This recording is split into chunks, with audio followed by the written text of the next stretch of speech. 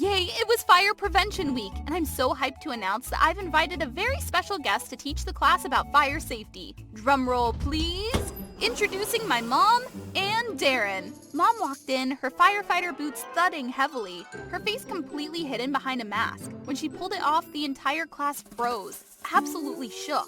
Wait, that's your mom? You sure this isn't some kind of mix-up? Bruh, this has to be a joke. Then everyone burst into laughter, leaving Mom totally flustered. What's so funny? My mom's a legit superhero, okay? Dead silence. Nailed it. All right, kiddos, first things first, learn how to use a fire extinguisher. Like this. And if someone's in trouble, you gotta get them to safety. She froze on the spot while I plopped to the floor like a watermelon. The whole class lost it. Oh, y'all think that's funny? Wanna see me bankrupt your whole family? Hi, I'm Esther. The superhero firefighter was not technically my real mom. Well, not always. It's complicated. Smash that like and subscribe button and I'll spill the full tea.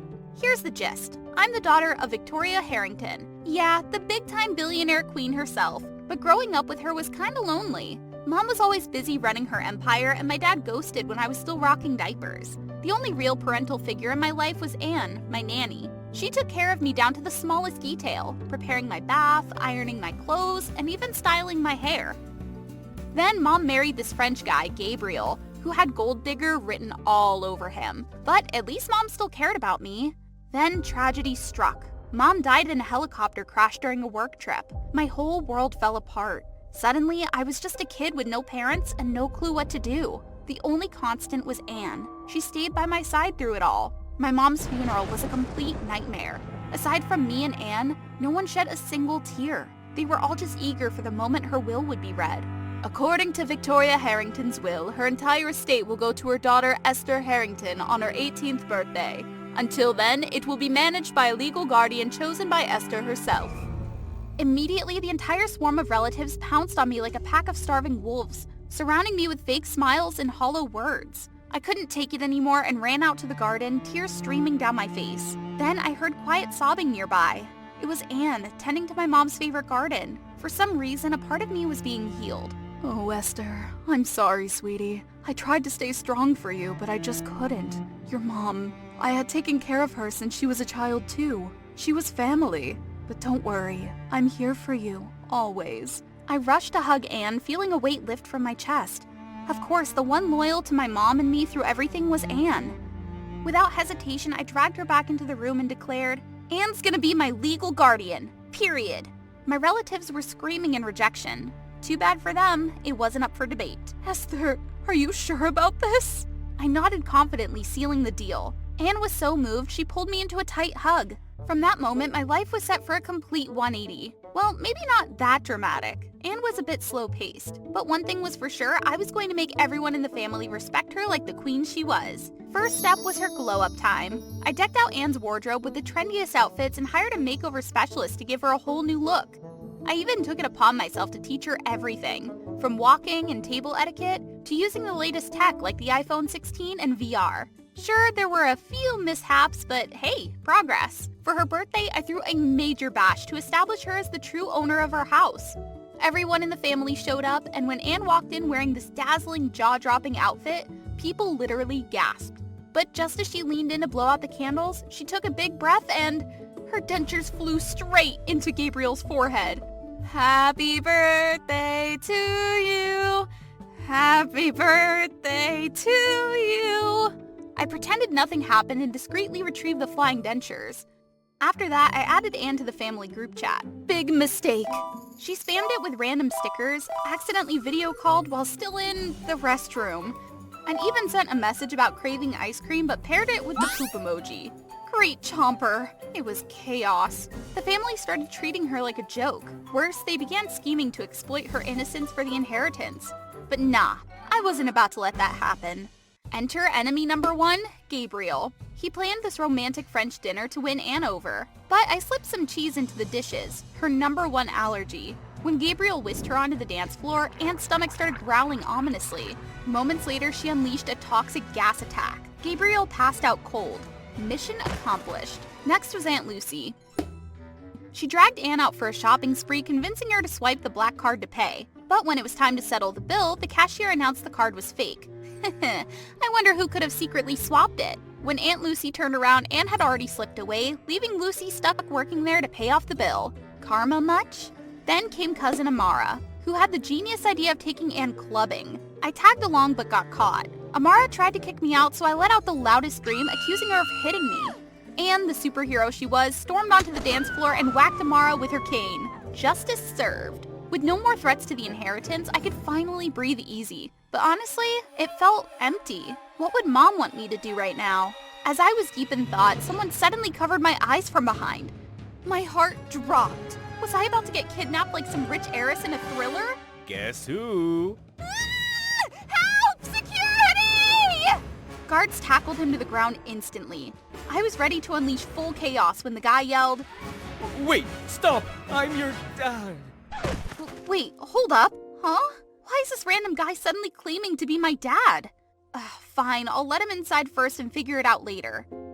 When he came to, he started telling me about all the struggles he'd gone through just to find me. It sounded touching and all, but I still couldn't shake off the doubt. Losing all those baby teeth because you ate way too much candy. And that time you tried riding a bike, fell flat and ended up with a scar on your leg. Oh, and Kitty, the cat. Remember sneaking her home and hiding her under your bed for a whole month without us noticing? Those were things only someone close to me would know. Could he really be my dad? I never stopped thinking about you, Esther. I messed up, big time. But when I heard you were all alone at Mom's funeral, it broke me. I'm here now, and I'm not leaving again. Dad! I ran into his arms, and for the first time in forever, I felt safe. But then, like a wrecking ball, Anne burst into the room, cane in hand, swinging it wildly. Get away from Esther, you creep! Pervert! Freak! Anne, stop! This is my dad! Anne froze mid-swing. Your dad? Anne squinted at him suspiciously, then pulled me aside to whisper, I'm old, so I can't remember what your dad looks like anymore. But there's something fishy about him. Still, I managed to calm her down and get her to rest. Over the next few days, I spent more time with Dad. He seemed eager to take over as my guardian, but I couldn't just abandon Anne. Don't worry about Anne. I'll talk to her. You've been so stressed. Why not take a break? There's a party in town. Go have fun. Sounded like a plan. So I got dressed up and hit the party right away. I didn't come back till early morning with blue hair, fake tattoos, and a leather jacket my new friends gifted me. Basically, I was a walking punk rock poster. Suddenly, Anne stormed into the room fuming. Where the heck were you all night? Chill, I was with some new friends. Check me out, cool, right? Cool? Tattoos? Blue hair? What are you thinking, ruining yourself like this? Relax, it's all temporary. A quick shower and I'm good as new. Anne immediately dragged me to the bathroom and scrubbed me down like she was trying to polish silverware. Anne, stop! What the fudge are you doing? From now on, no staying out past 9 p.m. Excuse me? I'm not a kid anymore. And you're grounded. Think long and hard about your actions.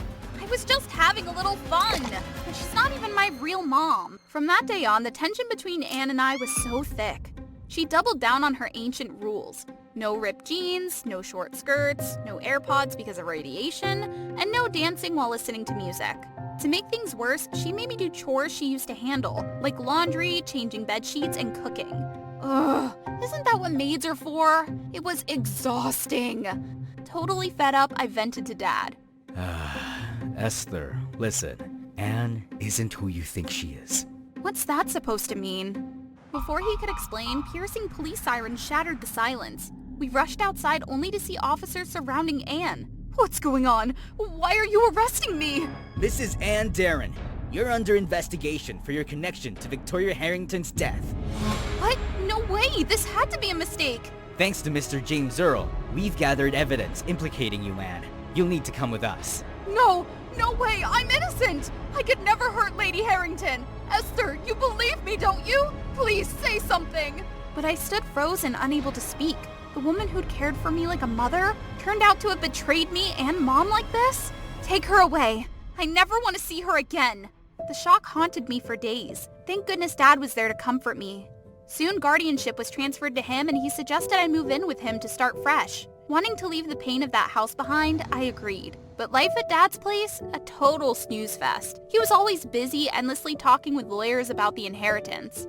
Handling these finances takes time. Don't worry. Trust me, okay? Sure, but when is it gonna end? Meanwhile, with no house staff around, I was stuck doing everything. Cooking, cleaning, laundry. Honestly, I started missing Anne's home-cooked meals and the way my clothes smelled freshly laundered. Wait, was I seriously missing a criminal? Get it together, Esther!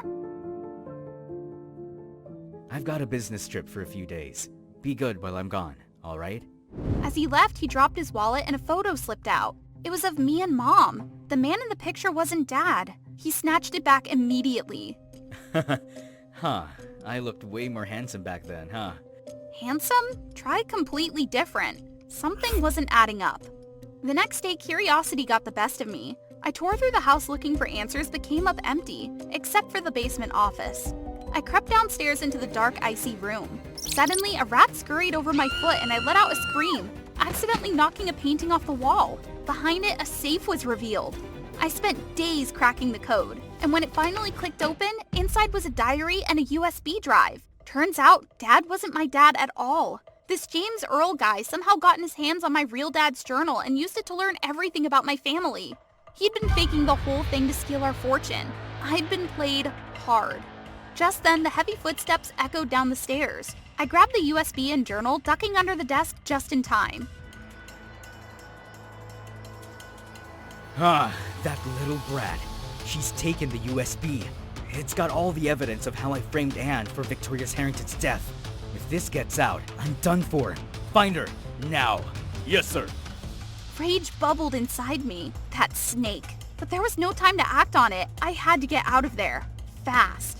Sneaking through the bushes, dodging guards, I bolted to the main road and flagged down a taxi.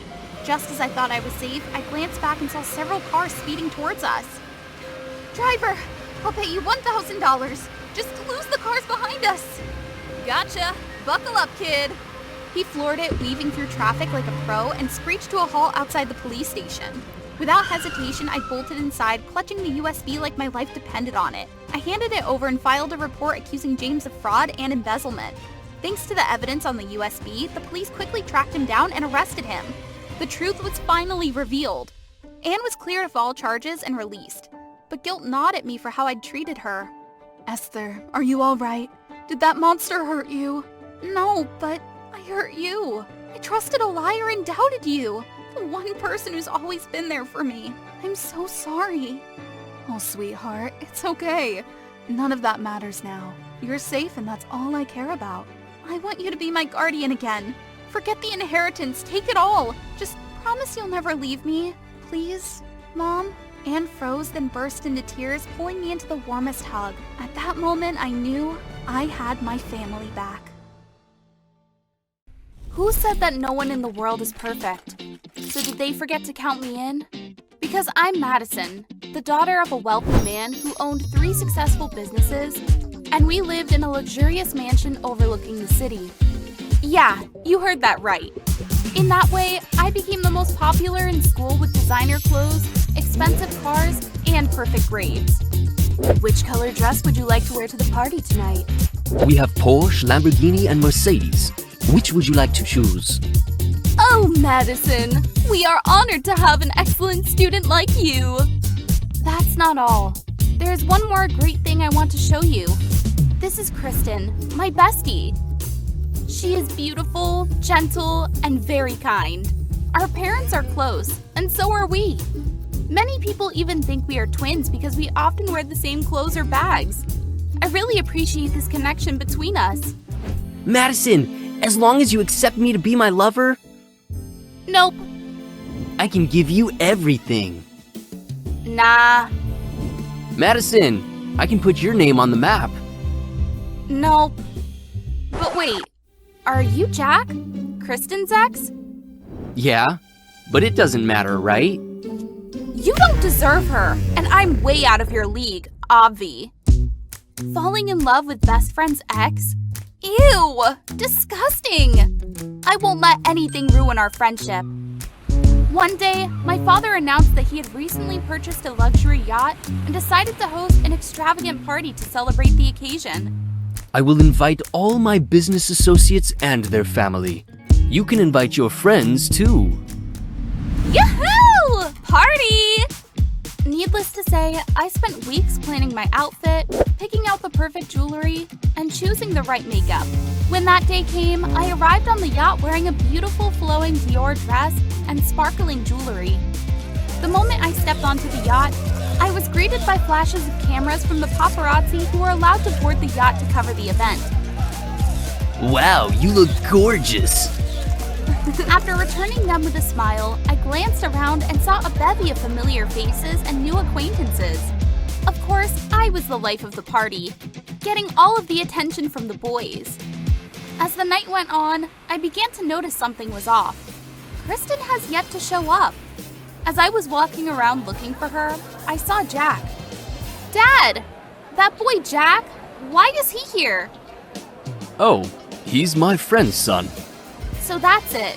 Jack came from a wealthy family. No wonder Kristen was so infatuated with him. In the middle of the party, I approached and chatted with a group of boys on the yacht's upper deck, including Jack. You look like Rose on the Titanic.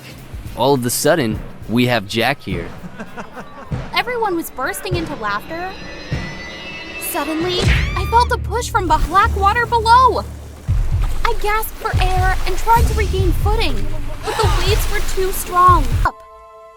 Where am I? We're so sorry for your loss. Wait, what? I saw my parents crying.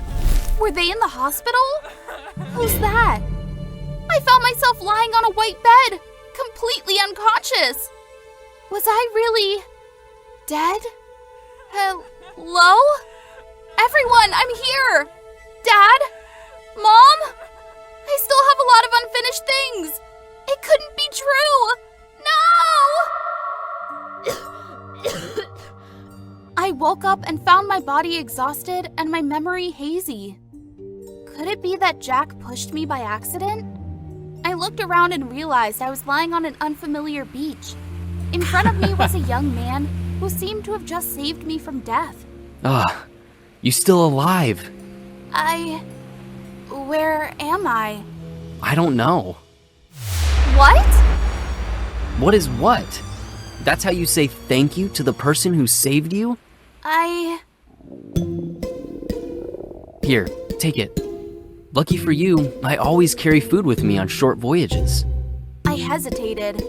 Should I trust him? But I was so hungry and helpless. I then devoured the food and drink that guy gave me. Turns out his name was Alex, a few years older than me. He was tanned and muscular, with a bright smile on his face. He said that he lived in a small village nearby. When he was rowing to explore new islands, he happened to see me lying unconscious on the beach. You come from a rich family, right? I could tell by your dress. That's right. My father is blah blah. Can you hand me your phone? I need to contact my dad. Don't worry, I will repay you handsomely. I can't. What? Why? I don't have that thing. At first, I thought I had gone back to the primeval time. But after listening to Alex talk about his community, I understood everything. He grew up in a small town where everyone lived with a love of the sea and a simple lifestyle. He began to dip towards the horizon. Alex suddenly jumped to his feet. Oh my gosh, I should have noticed the time. I have to go home. But how? I'll take you back to town tomorrow. There will be someone there who can help you. But I'm afraid we have to spend the night on this island tonight. The sea is extremely dangerous, especially at night. To set up a campfire. I looked at my expensive dress and looked at Alex. He was also looking at me. Fire will help us avoid wild beasts. Wild beasts? Yeah. There could be tigers, bears, or any wild animal in the forest. Who knows? Without waiting for Alex to say another word, I immediately tore the hem of my dress and got ready to do anything. But that was not as simple as I thought. I'm sorry. That's okay. We gathered wood and kindling and soon had a roaring fire crackling between us. I thought I was going to starve here. So I took the last bread Alex had given me since morning, but when I was about to take a big bite, oh my gosh! That incident made Alex burst out laughing. As the night gradually fell, we sat together and watched the flames flicker and dance. I thought about my previous life. Everything had been so controlled, so planned out, but here on the beach with Alex, I felt free. You know what? I always have to show myself as an outstanding person. Uh-huh. You must be feeling very tired. By the time the stars began to twinkle above us, I felt like I had made a true friend. I knew that me and Alex came from vastly different worlds, but at that moment, I didn't care. All I knew was that I found someone who I could trust, someone who made me feel like I didn't have to put up any walls or facades. As I drifted off to sleep that night, with the sound of waves lapping against the shore and the scent of salt in the air, I knew I had experienced something special. The next morning, the bright sunlight and the sound of the waves woke me up. No one was around. Was I having another dream about a guy named Alex? Hey, come here. Look what I found. Hearing his voice, I smiled and rushed to him. What? Why are you smiling like that? Is there a starfish on my face? No. I had a sweet dream last night. This must be yours, Kristen. I found it when you were lying on the beach yesterday. Alex said and handed me a necklace. But my name wasn't Kristen. The name made me dumbfounded as the memory was restarted. Everything rushed back like a slow-motion movie, very clear. I thought it was Jack, but it wasn't him. That night, when I felt myself being pushed forward before falling into the sea, I turned around and tried to grab onto whoever was behind me. This necklace belonged to the person who did this to me. Was it really Kristen? But why did she do that to me? In my shock, I stammered to Alex. I need to get back now. I have something to do. Get on the boat. I'll take you back to my town first. Before we climbed into the boat, I heard a helicopter fly overhead. Madison! Is that you? When the helicopter landed, my father jumped down to grab Alex. Who are you? What have you done to my daughter? Take it easy, Dad. He's Alex. He saved me. Really? After receiving my confirmation, he calmed down and thanked Alex. We offered to invite Alex to the mainland, but he refused. So we parted even though many things were left unsaid. But I had a thing to do. Kristen had to pay for what she had done. When I returned, I immediately went to the school to face Kristen. Oh, Madison! Thank God you are still alive! I'm so worried about you! It was you who pushed me into the sea that night. You talk nonsense! We're friends, aren't we? Yes, we used to be. By the way, where's the necklace with your name on it, which I gave you? I must have dropped it somewhere? No, it's right here. I accidentally snatched it the moment you pushed me that night. You slander me! I will sue you for slander! Kristen was about to rush in to steal the evidence from my hand, but it wasn't that easy. Enough, Kristen. You need to take responsibility for your wrongdoing. The case lasted 2 weeks, and Kristen finally had to pay the price for her actions. Turns out, she's always been secretly jealous of me for everything, while I thought it was a close friendship. My life was back to normal with expensive clothes and luxury cars, but I always feel like something was off. Madam, about this dress. I looked up and saw the maid holding the tattered dress I wore that fateful night. I already know what I'm feeling. I miss Alex. I grabbed my phone and ran out of the mansion. I had to find him, who gave me so many emotions. As soon as I walked out the door, my phone suddenly rang. A call from an unknown number. Madison, who's that? Hi. This little device is really useful, but I still want to talk to you in person.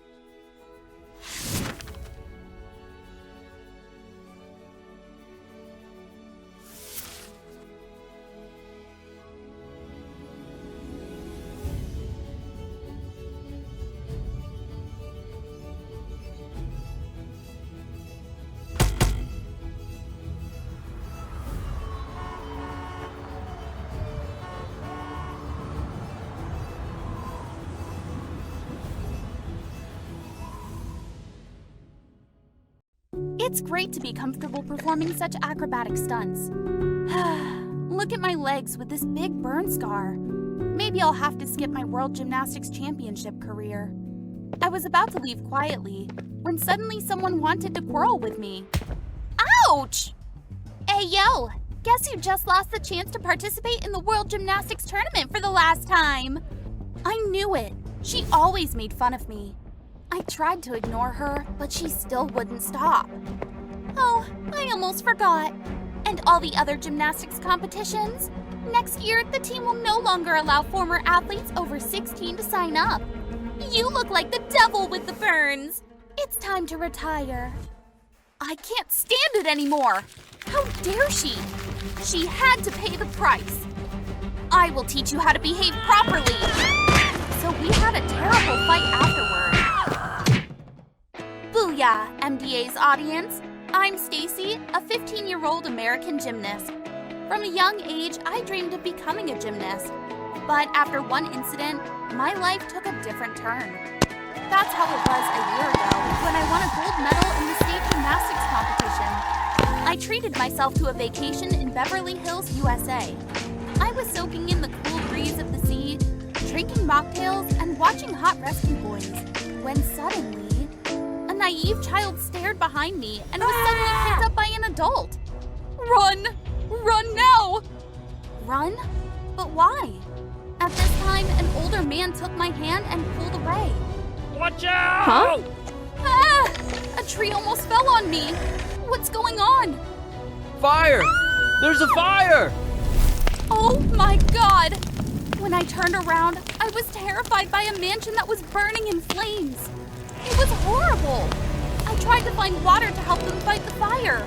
A woman managed to run into the burning mansion, but I stopped her. My son!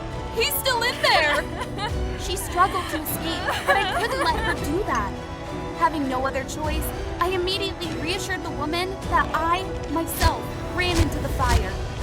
Very quickly, I found a young man in a coma. I realized that his face looked so familiar. I grabbed his hand and took him outside. Keep breathing.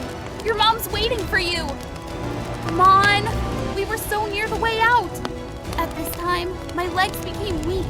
Then I passed out. When I woke up, I realized we had been admitted to the hospital.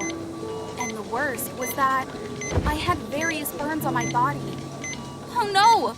My shoulder was almost 30% burned. As a gymnast, this was unbearable.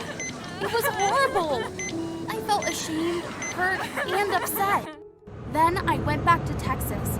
The coach got to know my situation very quickly. And now I've just terminated my contract with the Texas Gymnastics Club and caught up with Anna. The days later were like torture. I was self-conscious about the burn scars on my skin and became depressed because my dream of a world gold medal was shattered. I didn't even want to eat anything, so I lost a few pounds.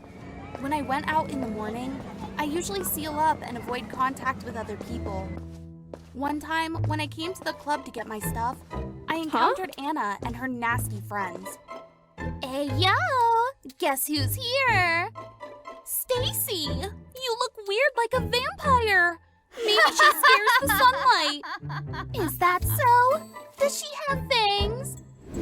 Well, the worst thing was that Anna had just been chosen to represent the gymnastics team at the World Championships. If I had fangs, the first thing I would do would be nibble their heads.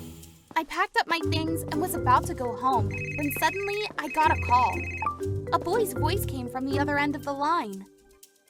Hi, Stacy. I'm the one you saved from the fire at Beverly Hill. Turns out, he picked up my ID and got my address. He said he just wanted to repay me. Oh, right. He must be responsible for me. And, oh my God, now I remember who he was. Arthur, a well-known former gymnast from Brazil. Are you Stacy? I'm Arthur, a professional advisor of the national gymnastics team. I was so shocked that I couldn't speak. Then I suddenly remembered that I was dressing like a weirdo. So I immediately crouched under the table. Arthur gently bent down and asked me, Thank you very much. I heard that you were seriously injured after the fire and you must give up competing. I think I can help you with that. God, how did he know? Maybe I was quite famous in the sport, right? It was unbelievable that someone like him knew me. Arthur helped me up and then talked to me. I want to repay you. And for that, I would like to nominate you to become a reserve member of the U.S. team to attend the World Gymnastics Championships. What did he just say? Reserve member? Participate in the World Gymnastics Championship? I didn't remember clearly what he said after that, but I only knew there would be an exchange meeting with the team members in the next few days. Arthur took me to a photo shoot for the group's general introduction video that day. Everyone seemed to be very friendly, except a girl. Yeah, you're right. It was Anna. Her again. Now, she was also a member of the national team. I hope Anna can help Stacy. Both of you are reserve members and be training to become official. Of course, it's my pleasure. Blah, blah, blah. I didn't care about what she said. I went backstage and asked the crew for a long suit to cover my scars. After that, we prepared for the shoot, and I tried to show myself the most in the team introduction videos. I put powder on one of my legs. I knew I would have the best pics. Get ready. 3, 2, 1. Wow, you're amazing. Everyone was in awe of my pic. Only one person was not satisfied with that. Oh no, I'm sorry. We should take more pictures of Stacy. Come on, let me help you. Okay, let's do it again, Stacy. Just as the photographer was about to shoot, Anna threw powder at me. Ugh, was she jealous of me? The powder made me cough. My gosh, are you okay? Let me help you. Stay away from Arthur. Don't make me furious. She was crazy. Was she really jealous or something?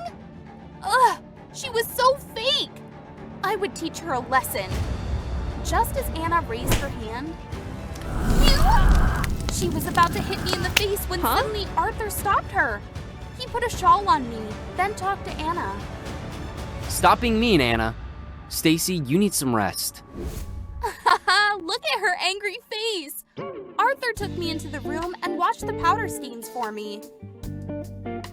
Are you okay? Did you get hurt or something? He gently wiped the powder stains on my face. Suddenly, we looked at each other for a few seconds. I suddenly woke up and pushed him away. I'm fine. Don't worry. Gosh, I didn't want to get into these troubles. I just want to focus on training to become an official team member. But I must confess, I was falling for Arthur. But I need to be more focused in practice. But the days after, Arthur texted me and we talked a lot. I realized we belonged for each other. I really, really like him. I kept wearing a thin jacket during practice. A few weeks later, Anna and I had an ability test, and we shared the same test. Anna's part went very smoothly, but about mine... Stacy, are you ready? I put the powder on my hands, but strangely, the powder didn't stick to my hands at all. Stacy, into position. Take off your jacket so you can perform better. My gosh! Take off my jacket? I slowly took it off and heard them whispering at me, but I didn't have time to care. I jumped up the bars. The first step went quite smoothly. Then I did 3 nice cartwheels in the air. But unfortunately, when I reached the bars, my hand was slippery and I couldn't stand. Stacy, are you okay? My patch fell off and revealed my ugly scar. This was clearly not the magnesium carbonate powder that I often use. Everyone's eyes turned to me. Anna stepped forward from afar and constantly attacked me. Gosh, you scared everyone! When I was about to run away, Anna nudged me and I fell to the ground. Arthur saw everything and became furious. He pushed Anna and helped me up. You are so mean, Anna. I will suggest removing you from the team. After that, Anna asked to stay, but Arthur firmly refused. And I decided to withdraw from the team. The next night, as I was sitting sadly thinking about giving up on the team, I heard a strange noise come from my window. What the duck? Were the naughty kids? Who threw stones at my house? Arthur? It turned out that he came and wanted to ask me to go for a walk. Then he talked to me. Please come back. Everyone misses you so much. I'm afraid I can't. Is it because of the scars? It's ugly, isn't it? Maybe I will drag the whole team down. Here, I give the badge back to you. I didn't want to face Arthur anymore, so I ran away. But I stopped when he shouted loudly. I'm proud to have you on the team. Believe in yourself. At first, I just wanted to thank you for saving me, but now I really fall for you, Stacy. I like you. God, what was he saying? I was so confused. My face turned red when I saw him shy. This time, I won't let him down anymore. I would take my chance. I'll be back for you, and I would do my best. We looked at each other, and then he put a kiss on my lips. The next day, I came back full of energy. Ignoring the doubts of other members, I worked hard and improved day by day. In the end, I did it! The team's advisory board has agreed to let me become an official member. Arthur even promised to give me a present before the competition day. The day had arrived very soon. We represented the U.S. attending World Artistic Gymnastics Championships in the UK. In the waiting room, I was getting ready for my performance. Suddenly, Anna appeared behind the cabinet door. She gave me a sly smile. You must pay the price for kicking me off the team. Damn it! She messed up time and time again. I angrily questioned her. About the incident that day. You did it, right? Yeah, I did it. Because of you. You ruined my life and everything. My career. My Arthur. She pushed me into the corner and we had a terrible fight. She intentionally tore my shirt. Everybody should know you're an ugly duck. No, I'm not. And Arthur was right. I should be confident with my scar because it was meaningful. I have no reason to be ashamed or heed the judgments of others. I pushed Anna away. Taking a pair of scissors from the locker, I personally cut the torn part of my performance suit. Now I'll show you how I perform at the World Championship. Get out of my way, loser. I stepped onto the stage before hundreds of audiences. Although I could hear them whispering about my appearance, I was standing here to fulfill my dream. I took a deep breath and began my performance. Come on, you can do it. Suddenly, someone tapped my shoulder. Arthur? I'm looking for you everywhere. Take this. It turned out he wanted to give me his gold medal. I took the gift and hugged him tightly. Thank you so much, Arthur, I said, then walked up to the stage for my performance. Beyond my expectations, my scar left the audience and the judges impressed. After all, I won bronze, but many articles were written about my efforts. Arthur and I became a couple after that event, and Anna had paid for what she had done. Of course, Arthur still rejected her. Because of those evil actions, Anna lost everything. She needed to know that love isn't a competition. You see, the scar makes me braver and stronger. Now I can do anything I want. I have to go. But wait! Aw, he's so sweet, right? What about you? Tell us your story in the comments below.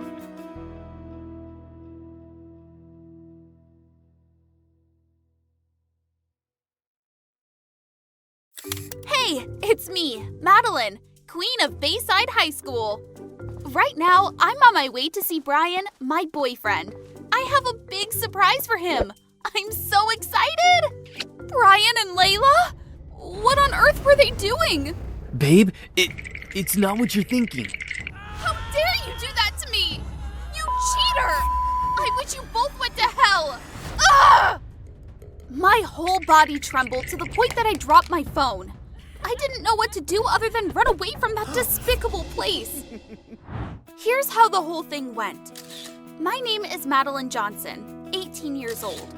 I was the face of a fashion brand called Baby Boo. And this handsome partner is Brian. He's also pretty famous.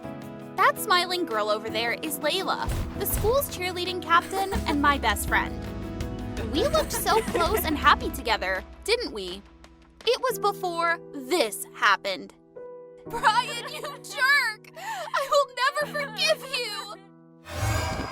Ah! OMG, why was there someone else here? That guy fixed his glasses, and the puzzled look on his face made me feel like I was the one trespassing on his territory. Madeline Johnson, what are you doing here? And your face? Realizing that a complete stranger was looking at my pathetic, smudgy face, I immediately turned away. Why do you care? Well, you're in my spot, and you were crying your eyes out, which was pretty annoying. To be honest, I had no idea where this nerd came from, but his sarcastic remarks had officially got on my nerves. But since I was in an extremely terrible mood, I didn't even bother to react to his sarcasm. Then, suddenly, a piece of tissue was handed to me. The nerd looked at me.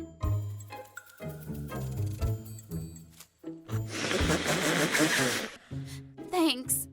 Oh, wow. You just thanked me. Oh, well, you're Madeline Johnson. You say thank you to nobody, literally. And you are? A nerd? That's funny. I'm asking, what's your name? Well, Ethan Myers. We've been in the same math class since middle school. Wow, what a surprise! I mean, I have so much more to care about in my life than a bookworm who is completely invisible in the crowd. Being cheated on by your boyfriend and best friend was awful, wasn't it? But something even worse just hit me. Remember how ugly I was when I reacted to those cheaters? That damn image had gone viral on social media. Because of this, Baby Boo's liaison lady immediately contacted me.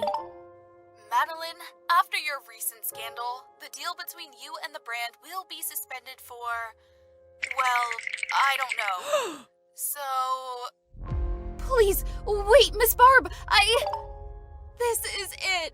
My love life and my career were destroyed for real. I was so devastated that I skipped school that day and stayed in my room, burying my face in the blanket and crying like a baby. My eyes even got swollen and they looked just like two giant billiard balls on my face. Gosh, my ugly reflection in the mirror made me even more pathetic. After a day of writhing in the pain of being betrayed and deceived, I finally realized that I couldn't just be like this forever. Enough with crying! I ended up like this all because of those two betrayers. I couldn't let them be together. I wouldn't let them achieve a happy ending. I must seek revenge. I had to destroy them. To destroy those jerks, I needed to come up with a perfect plan. You've messed up with the wrong person. This is perfect. The next morning, I arrived at the warehouse. Sure enough, he was there. Hi. Ethan glanced at me indifferently and continued to look at the scenery outside the window. Are you stalking someone? Boring. Ethan literally ignored me at first, and all he did was look through the window. Yeah, I absolutely got it when such a weirdo who had no friends like him was curious about other students' normal lives. Okay, so what exactly was the reason that you showed up here, Madeline Johnson? I wanted to offer you a chance to help me get revenge on Brian. What benefits do I get from this? Deal. Well, the first step of my revenge plan was to give this Ethan guy a glorious makeover. Simple, isn't it? After school, I immediately dragged Ethan to Tyler, aka my genius stylist bestie. Tyler looked at Ethan from top to toe, and she already couldn't believe in her eyes to see how messy he looked. Fine, I'll help you this time, but just because it was you. Tyler started to show off her talent. Each cut she made was so precise and professional. After the haircut, Tyler took Ethan to change clothes. I waited outside the dressing room, getting nervous. Then... Oh my God! In front of me was a handsome guy with a neat haircut and captivating blue eyes. I had to say, he had a perfect body, and those legs, oh my god. It was like Lucky Blue Smith strutting down a catwalk. Wow, isn't that Ethan likes to hide Myers? You tell me. When Ethan and I arrived at Brian's party, everyone's attention and every curious glance were all on Ethan. Brian and Layla also noticed that and made their way towards us. Gosh, my whole body was shaking like hell. Then I felt a hand grasp mine. Ethan winked at me. Wow, Maddie, what a coincidence. Is this your new boyfriend? OMG, Maddie. I don't think you are so pathetic that you had to date someone who is so unknown. Better than someone who was so pathetic that had to steal her bestie's boyfriend. You. And so, Ethan and I walked past Brian and Layla. The frustration on their faces made me incredibly satisfied. We pretended to linger around the drinks counter for a while, then dispersed to search for evidence to expose Brian. I looked in the drawer in his bedroom and discovered an iPad. When I saw what was inside the iPad, I couldn't help but be dumbfounded. Found it! After capturing all the evidence, I quickly left the room. Unfortunately, Brian was going upstairs. In my haste, I ended up hiding in the bathroom. Ethan was there too! No time to think. I quickly pulled him into the bathtub. Someone was entering, so we had to stay still and not make a sound. Luckily, the music downstairs was so loud that it drowned out my rising heartbeat. I can't believe you wanted to flirt with my uncle. He's my uncle, Lila. Babe, it's just a misunderstanding. There's nothing between me and your uncle. Misunderstanding? Then what is this? You think I'm blind? I know what you were up to when you looked at that boy who's with Madeline. Do you like him too? OMG, what a big surprise. I've discovered their other weakness without even breaking a sweat. After they left the bathroom, Ethan and I finally let our guard down. After obtaining the evidence, Ethan and I left the party. We went to John's Waffles and had a pleasant talk. Ethan was truly fascinating. He had this sense of humor that made me laugh nonstop. It had been a while since I felt this happy. When I saw Ethan smile and our eyes met, I felt something was changing in my heart. Oh my god, I didn't accidentally like Ethan, did I? I stood up in confusion and nearly spilled my drink on the table. What's wrong? I was just asking if you wanted to go to prom with me. I have to go. I immediately left John's Waffles, leaving Ethan bewildered behind. Okay, Madeline, get yourself together. Your purpose is to get revenge, and that's it. It's not the right time to daydream about someone else. The school prom was coming in a couple of weeks. My revenge plan, well, it was still underway. The next day, the news of Brian and Layla's breakup spread out. Everyone was talking about it. Some even said that Brian and I might get back together. Well, I doubt that. When I was walking in the hallway, High School Musical style music started playing through the speakers. Brian appeared like a knight in shining armor, holding a large bouquet of roses, and behind him were floating balloons that spelled out prom. He walked towards me wearing a seductive smile on his face. Madeline, I know we've had some silly misunderstanding in the past few weeks, but they had me realize that... Blah, blah, blah. My ears started ringing when I saw Ethan standing at the door. He looked so sad and disappointed. OMG, why did my heart feel painful and empty like this? In an instant, my mind was vague, and until I got back to reality, I had received the roses from Brian's hand. She said yes! The cheers of everyone choked me badly. I couldn't even remember how the rest of the day went on. The only thing that still bothered me was Ethan's eyes at that moment. I wanted to run to him and explain everything, but Brian stopped me.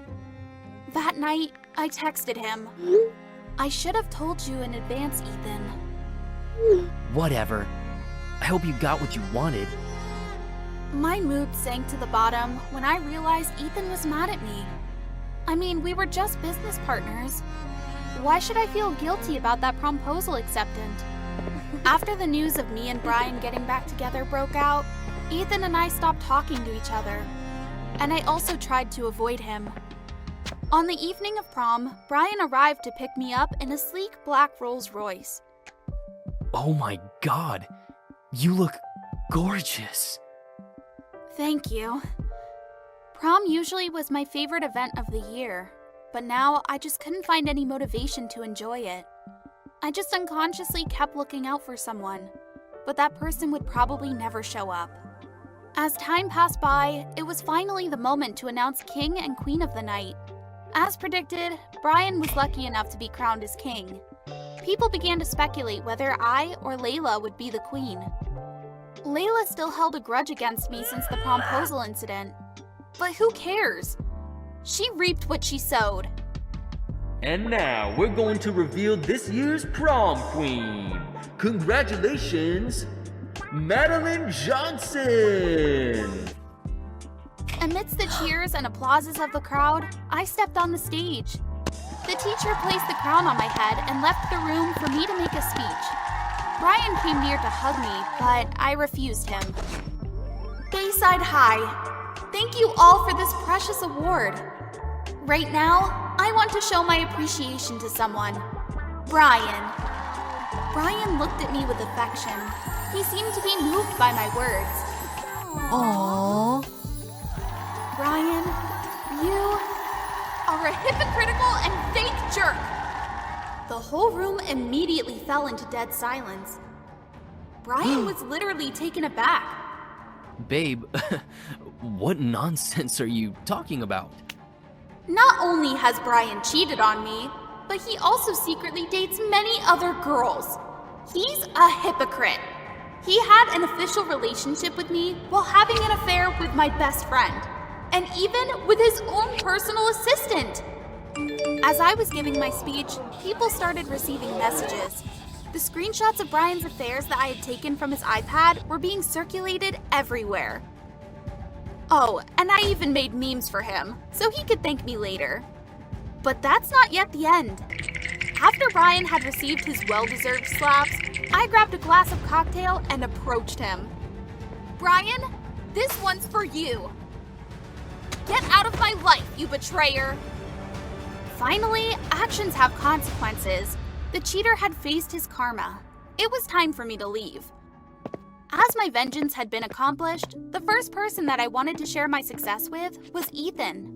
I had been trying to phone him all night, but he didn't pick up. I asked his mom and was told that he had been to the ball. Did he really come? Then why did I not see him there? All of a sudden, something popped up in my mind. I immediately ran to the school's warehouse. I was right. He was at the warehouse. Hey. Ethan looked out from the window, sadness filled in his eyes. Listen, about that night at John's Waffles, I really wanted to respond to your promposal, but I didn't know how to say, I'm sorry. Tears started welling up in my eyes without restraint. I just cried my heart out like that, and even though I tried to hide it, I couldn't stop myself from shaking like a leaf. Ethan turned to look at me, hesitant. The reason why I said yes to Brian's promposal was because it was part of my plan. I didn't want to drag you into my final revenge. I had planned to destroy him on my own. Ethan lifted my chin, his eyes filled with both sadness and tenderness. You know that I can do everything for you, right? When I saw you with Brian, I was confused and mad and almost went crazy. You're Madeline Johnson, and I'm nobody. I'm a fool to think that I might have a chance with you. You're not a fool to me.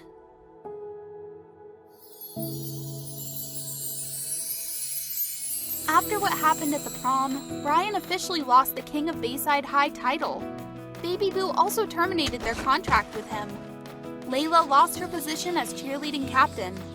Brian and Layla became enemies and even call out each other on the internet. Well deserved.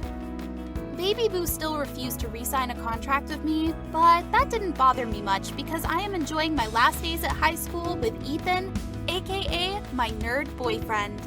The benefits you told me before were quite interesting.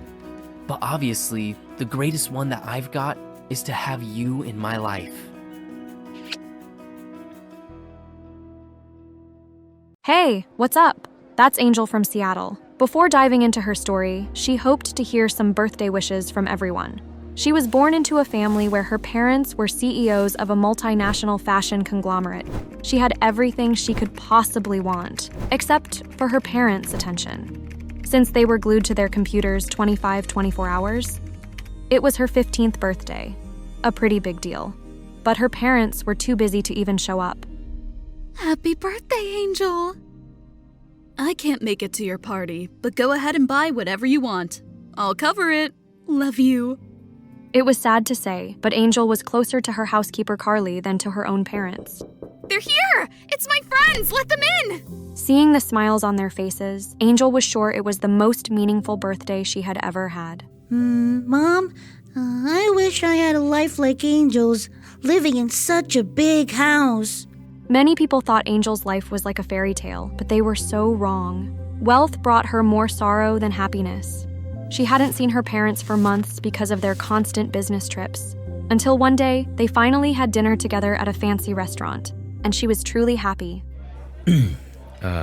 We have something important to discuss with you. Your father has someone else, so we're separating for a while. What? Isn't it because you're too busy to even remember our date in Paris? I've always worked hard to earn money and never wronged this family. So it's my fault, is it? Their argument continued. Didn't they realize how much their blame game was hurting Angel? She needed a family, not a black card. After her parents separated, she moved to a different town with her mom. She had no more tears left to cry over it. On her first day at the new school, she nearly tripped while looking for her biology class as the bell rang. Oh, be careful. You almost ruined that pretty dress. Thanks. Your outfit's really nice. Where did you get it? Oh, don't tell me. It's actually designer, right? Thanks. It's just a gift from my dad. Wow, your family must be rich, huh? You must be so happy.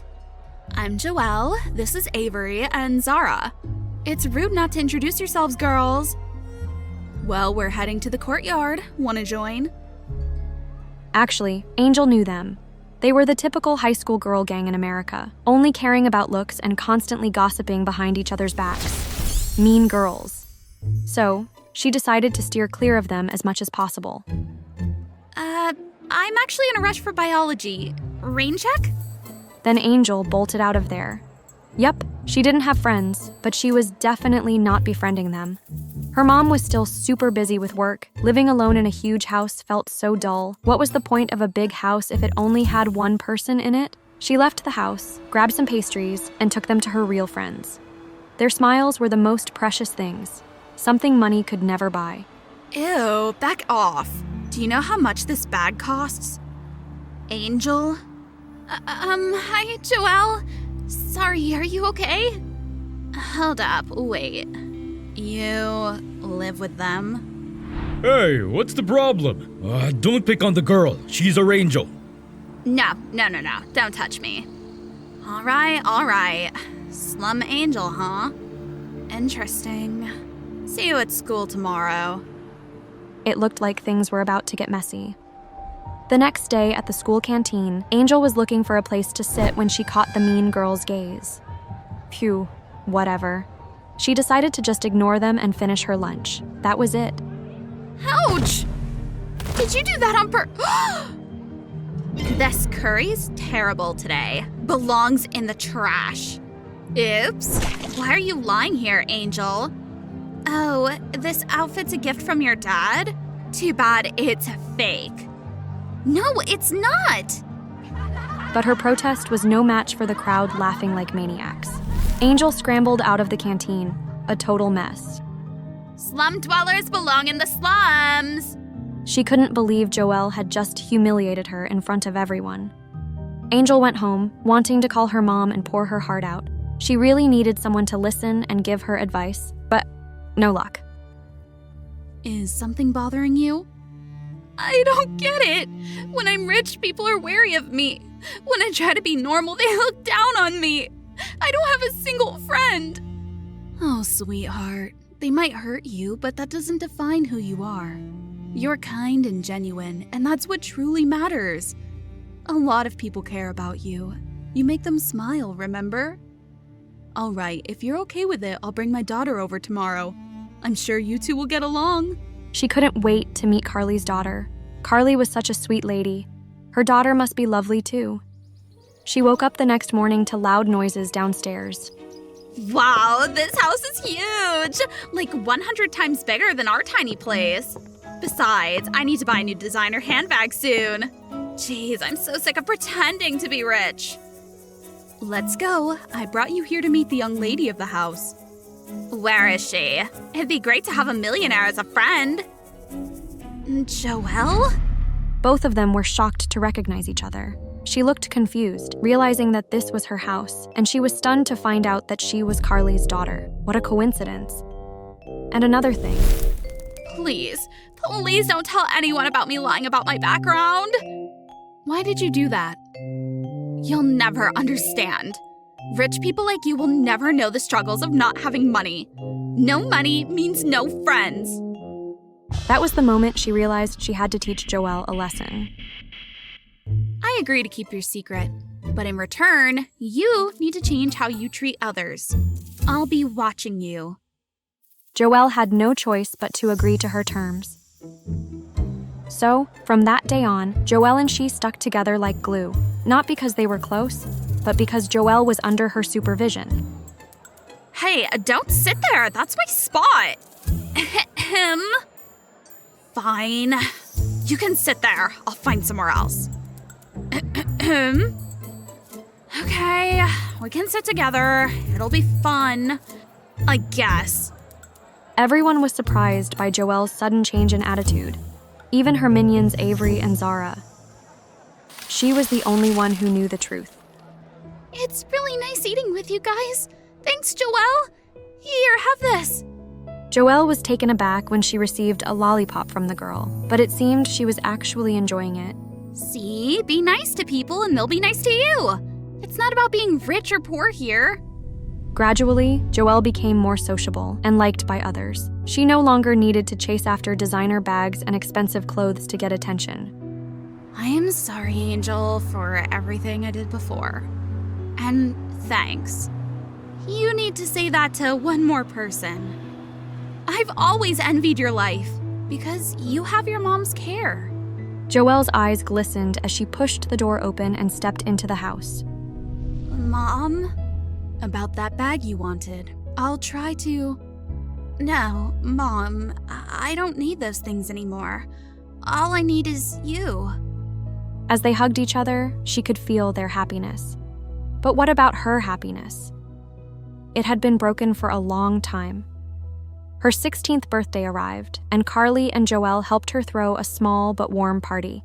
She texted her parents, and they promised to return on time. Your parents sent a gift from abroad. So, they're not coming back. Angel. It's okay. I'm used to it. Countless promises they never kept. Her parents always blamed each other for being too busy to care for her. Or maybe it was her fault for being born. Angel, wanna go out for a bit? But, come on, a little party at McDonald's could be fun. Happy birthday to you. Happy birthday to you. Happy birthday, happy birthday, happy birthday to you. Thank you, everyone. This means a lot to me. They talked and ate happily until it got dark. But upon returning home, she was shocked to find numerous police cars around her mansion. What happened? Joelle held her back as she was about to rush inside. Shh, just wait. Look there. It's my parents. A helicopter hovered overhead, rustling the trees. An officer approached them. Your house was broken into. Many valuable items were stolen. Where's my daughter? Is she all right? we haven't located her yet. Her mom burst into tears, and her dad had to hold her upright to prevent her from collapsing. What has happened? Oh God, today's her birthday!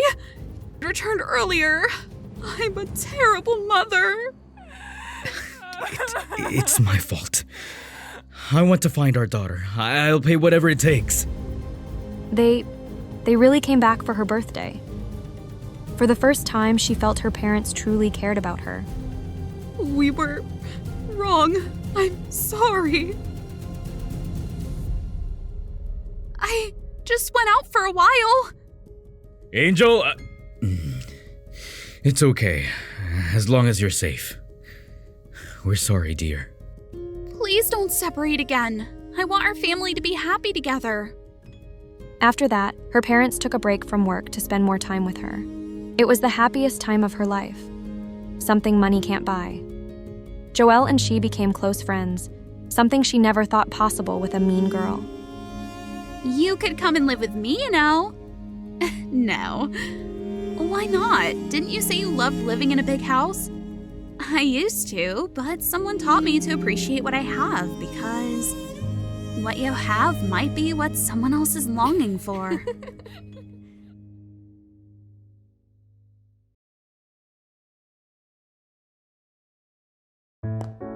When Wendy and I were walking, a crowd rushed over. Oh, they must be my fans. I was ready to take pictures with them, but unexpectedly, they rudely pushed me aside, causing me to fall flat on my face. It's Billy, guys! Billy is here! They howled wildly and left without bothering to help me up. What the hell? Billy isn't even as pretty as me. Isn't that right, Wendy? Oh, that's true, Emma. You just need more time to be famous. Hearing that, I happily walked away with Wendy. Hi, I'm Emma, 16 years old. When I was born, I was famous for being the most beautiful girl in the city. And so was my bestie, Wendy. Of course, I was always number one, and Wendy was placed second. Currently, we both attended a boarding school in a small town. In my second year of high school, Wendy and I competed for the student council president position. After many campaigns, I got a huge amount of supporters, except Jack, an obnoxious nerd, an eccentric member of the art club, the weirdo who always wore gloves no matter the weather. Once when I was handing out flyers to promote my activities, suddenly from nowhere, Jack crashed into me heavily. He sent all my flyers and his colored water cup flying straight into the sky and landed on both of our heads. Emma, if you don't use your eyes, what's the point of leaving them there? What? You hit me first, jackass! You're obviously blind, Potato. Jack rolled his eyes and walked away, leaving me fuming alone in the wet flyers. That night, I ran over to Wendy's house to tell her about that obnoxious bookworm. Oh, just ignore that nerd. I have 2 tickets to the summer festival. Wanna go? OMG! Ah! I shouted with joy because Blackpink would perform there, my most favorite K-pop group. However, at that event, a terrible accident happened. When Wendy and I were sitting at a corner to catch a breath, we suddenly heard a loud scream. Above you! I looked up and was startled to see a lot of iron bars falling straight down to me. Because I couldn't dodge them in time, I was injured and passed out shortly after. When I slowly woke up in the hospital, my mom and Wendy were crying. They hugged me and kept reassuring me that everything would be all right. But when I touched my face, I was shocked to find out that it was covered with bandages. 2 weeks later, my bandages were removed. And, oh no! What is this? My face had become disfigured because of a long scar in the middle of my cheek. Looking at myself in the mirror, I burst into tears. Mom? My face? What happened? She hugged me and explained that the last accident had severely damaged my face. Unable to believe the truth, when I got home, I panicked and smashed all the mirrors in the room. My mom even had to give me some sedatives to calm me down. After a month of absence, I had to go back to school. I purposely put on a thick layer of makeup to cover up my long scar. Fortunately, no one noticed it, but that also meant I had to avoid water completely so that my makeup powder wouldn't wear off. However, what I feared caught up to me.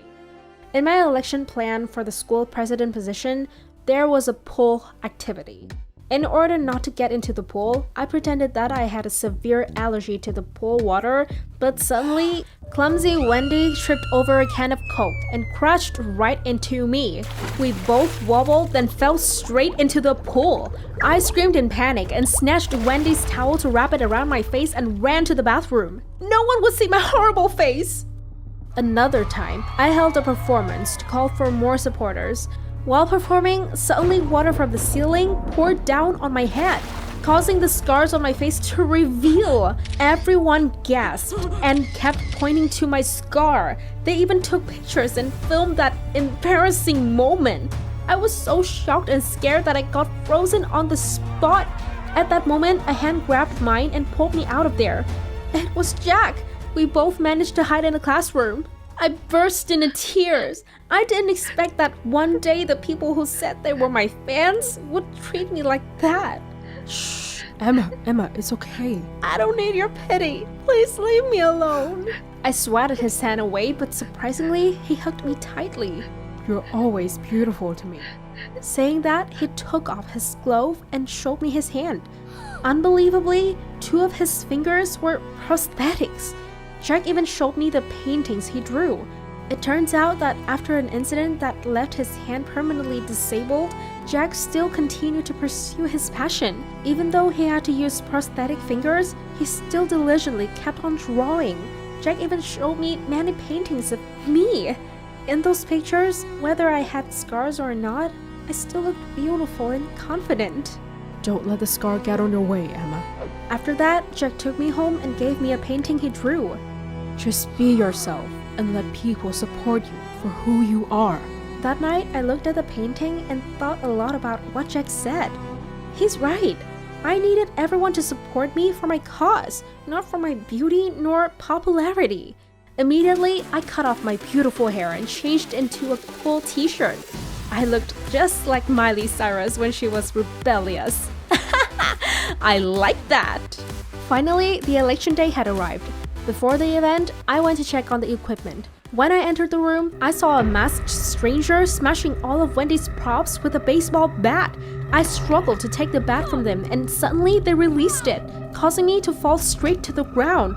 Losing momentum, they also fell backwards and hit the wall. Their hand was bleeding. At that moment, some people walked in and the stranger quickly escaped. Unfortunately, everyone thought I was the culprit. The proof was that I was holding the bat and only my props were not damaged.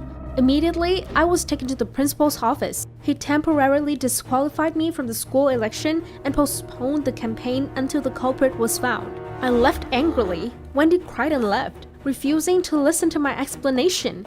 Only Jack came to comfort me. Don't worry, there will definitely be a way to find the real culprit. The next morning during PE class, while running on the field, I tripped over a rock and bled quite a bit. Jack hurriedly took me to the infirmary. After I was treated, the nurse asked me to sign a notebook. Suddenly, Jack said, Emma, according to you, the masked stranger hurt their hand and bled too, right? That's right. They would likely to have to go to the infirmary to check their wound. To my horror, I realized that yesterday, the only person going to the infirmary was Wendy, my bestie. Immediately, Jack took the medical notebook as evidence and dragged me up to the principal's office. Moments later, Wendy was called. She repeatedly denied until Jack showed the evidence. She had no choice but to confess the truth. Why are you doing this, Wendy? Aren't we best friends? Do you even have to ask why? I'll never be number one if you continue to exist. If that's the case, I simply have to destroy you. I couldn't believe the person I considered to be my best friend was the one who harmed me in the most cruel way. At that moment, the police suddenly appeared and arrested Wendy. They had investigated the summer festival's accident and found evidence that Wendy had set up the iron bars so that they would fall directly on me. My accident at the pool was no exception. It was also directed by her. After Wendy was taken away, Jack and I went to the rooftop together. I never thought it was Wendy, Jack. He hugged me tightly and comforted. Once Wendy was jealous of you, she was no longer your friend. Saying that, Jack reached out to wipe my tears and kissed me. No matter what happens, I'll always be by your side.